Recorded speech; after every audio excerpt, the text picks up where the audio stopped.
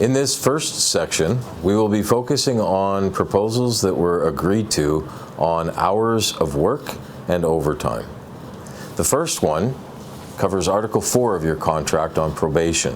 The probationary period is going to be extended to 1,040 hours for part-time employees, so basically half a year, 6 months, for 2021 while the plant goes through the Bacon expansion.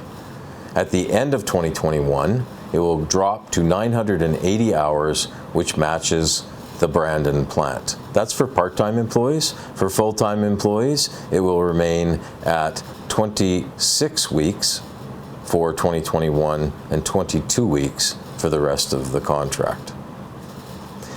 We all know that there are part-time employees at the plant, and currently, Article 508 of the contract allows the company to have 47.5% part-time employees at the plant.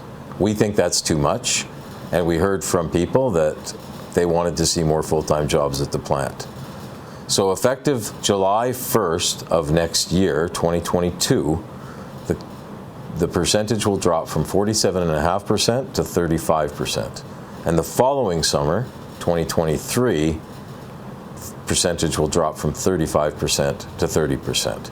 Eventually, we'd like to see all of the jobs at the plant be full-time jobs, with the exception of those people that want to work part-time. We have a brand new Article 513 in your contract that actually allows you to miss work for inclement weather when Winnipeg Transit is not running, or the roads that you need to use to get to work are closed by the Winnipeg Police Service, the Department of Highways, or the RCMP. If you are late to work, or if you cannot attend work under those circumstances, you will not be subject to any disciplinary action, and the absence will be considered to be excused for all purposes, including your success sharing bonus.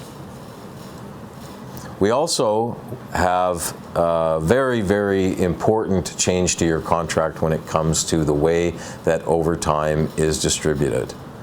So we had, when we were collecting proposals, many people, especially from the Bacon department, but in other departments, complaining to us that too many of the junior new people were getting overtime and senior people did not get an opportunity to work that overtime. So for the purposes of overtime only now, the classifications of General Labor 1, General Labor 2, and Semi-Skilled 1 will be combined into one classification for overtime, so that all overtime in those three classifications will be distributed strictly by seniority.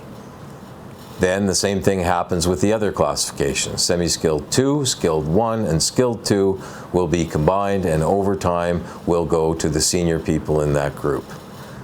So this change will effectively prevent overtime from being given to junior employees in the classifications of GL1 and GL2.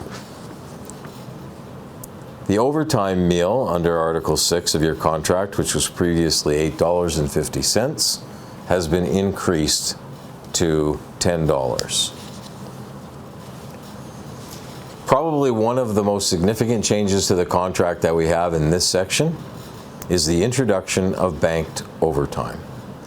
So starting June 1st of this year, 2021, the company will allow employees to bank up to 40 regular hours, so that's just under 27 hours of overtime worked for the span of the whole year. Banked overtime can then be utilized for non-production days and pre-approved unpaid personal leaves.